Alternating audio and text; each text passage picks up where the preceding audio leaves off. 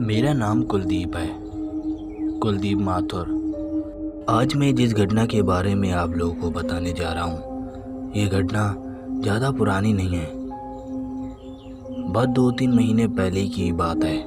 जब भी मैं इस घटना के बारे में सोचता हूँ तो मेरे रोंगटे खड़े हो जाते हैं।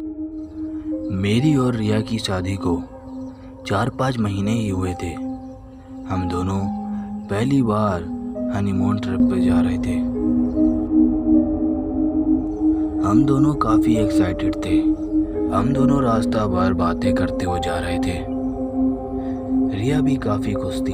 हम दोनों ने बातें करते करते करीब आधा रास्ता पार कर लिया था कि अचानक ज़ोरों से बारिश शुरू हो गई।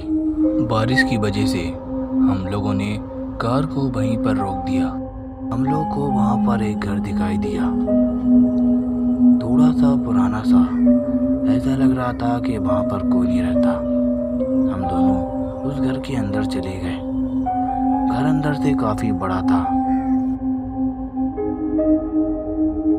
हम दोनों ने डिसाइड किया कि आज रात इसी घर में बिताएंगे। बारिश रुकते ही सुबह वापस अपने होटल में चले जाएंगे। कमरे में जाने के बाद मैंने साफ करके हाथ पैर धोए और अपने बिस्तर में जाकर बैठ गया। थोड़ी देर बाद रिया चली गई। मैं बिस्तर पर बैठा ही था कि मुझे याद आया कि रिया को काफ़ी देर हो गई। मैंने रिया को आवाज़ लगाई। थोड़ी देर बाद रिया कुछ नहीं बोली। फिर अचानक से बाथरूम में से रिया बाहर निकली। रिया ने अपने पूरे जिस्म पे एक बस टॉवल बांधी हुई थी। मैंने गौर किया कि रिया काफ़ी बदली बदली सी लग रही है। वैसे रिया एक सिंपल सी लड़की थी, थोड़ी शर्मीली सी। उसका ये रूप देखकर मुझे अजीब सा लग रहा था। ऐसा लग रहा था कि ये मेरी मानो रिया है ही नहीं। फिर मैंने रिया को अपने पास बुलाया। वहाँ पे क्या कर रही हो खड़ी रिया? मेरे पास आओ, आओ मेरे पास आओ। फिर रिया मेरे पास आ जाती है। फिर हम और रिया एक दूसरे में खो जाते हैं और एक दूसरे को प्यार करने लगते हैं। हम दोनों को पता ही नहीं चलता है कि कब हम दोनों की आग लग जाती है।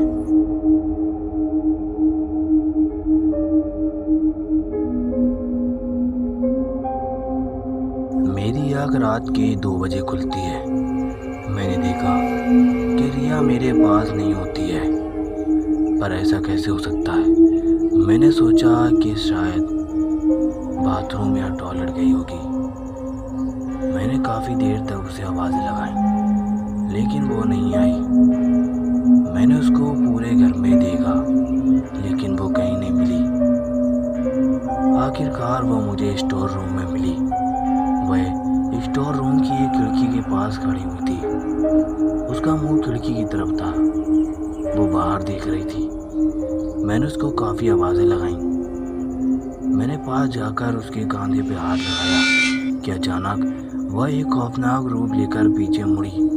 उसका ऐसा खौफनाक रूप देखकर मेरी सांसें थम सी गईं और मेरे दिल की धड़कन रुक गई। उसकी लाल आंखों में जैसे खून भरा हुआ हो। उसका माथा भी कटा हुआ था, जिसमें से खून बह रहा था। मैं एक जगह जम सा गया था। मेरे हाथ पैर ठंडे पड़ गए थे कि तभी वह जोरों से चिल्लाई।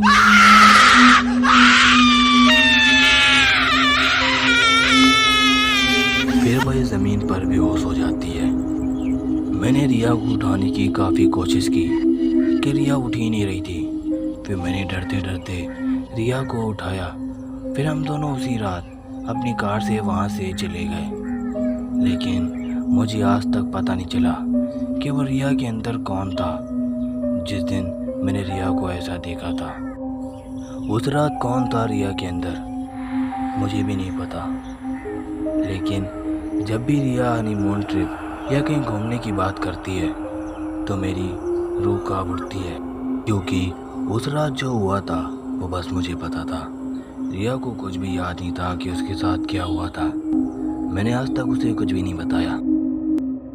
अगर आपको ये स्टोरी पसंद आई हो तो हमारे चैनल स्टोरी वर्ल्ड को सब्सक्राइब करना ना भूलना और हमें कमेंट में बताएं कि आपको ये स्टोरी कैसी लगी।